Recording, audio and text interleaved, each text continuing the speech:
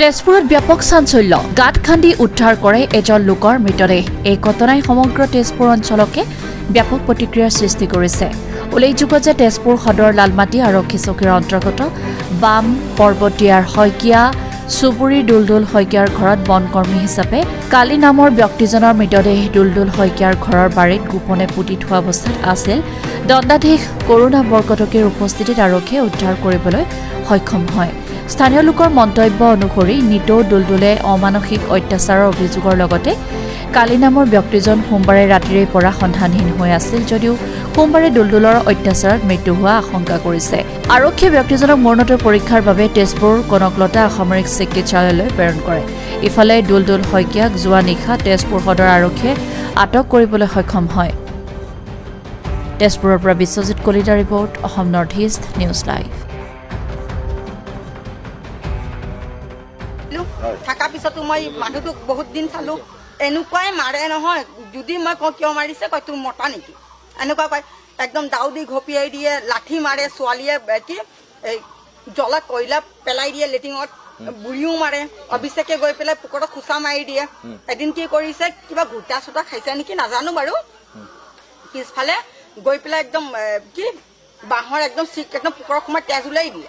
ওলোৱাৰ পিছত একদম মানে কি ক'ব আৰু এনেকুৱা কোবাইছে আঙুলিটো কাটি দিলে দিয়াৰ পিছত একদম দাউ দি ঘাপ মাৰে সেনেকা কওঁতে মই কৈছো এনেকে কিয় কৰ নাপায় নহয় তাৰপিছত এই মানুহটোৱে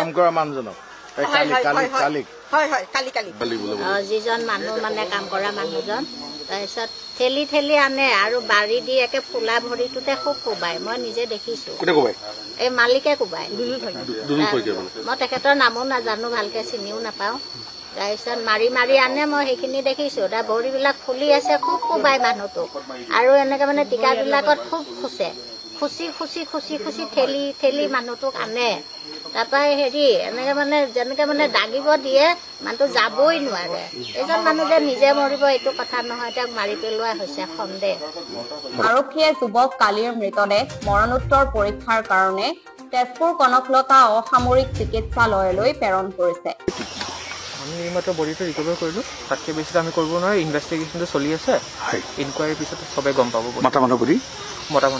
তাতকৈ বেছি আমি একো ক'ব নোৱাৰোঁ ইফালে তেজপুৰ আৰক্ষীয়ে অভিযুক্ত দুলদুলক কালি ৰাতি গ্ৰেপ্তাৰ কৰিবলৈ সক্ষম হয় জনো তেনেকে নাইকিয়া হ'ল আমাৰ ৰাস্তাটো বনাইছিলো আমাৰ ঘৰৰ সন্মুখৰ ৰাস্তাটো এই ৰাস্তাটো বনাওঁতে অকৰা বোলা মানুহ এজন আছিলে সেই মানুহটো তেতিয়া আমি ৰাস্তা গোটেই মানুহবিলাক ওলাইছিলো আৰু সেই অকৰা বোলা মানুহজন আজিও নাই ৩-৪ বছৰ হ'ল সেই মানুহটো নাই এজন মানুহ নাইকিয়া হৈ গ'ল কলৈ গ'ল দুলদুল শইকীয়াৰ ঘৰতে কাম কৰিছিলে তাৰ নাম মেকানিক আগতে অকৰা বোলা মানুহ এজন নাইকিয়া হৈছে কথা ক'ব নোৱাৰে কাম কৰা মানুহ সি কৰবাৰ পৰা ধৰি আনে দুলদুল শইকীয়াই ৰেল ষ্টেচন বা কৰবাৰ পৰা মানুহ এনেকুৱা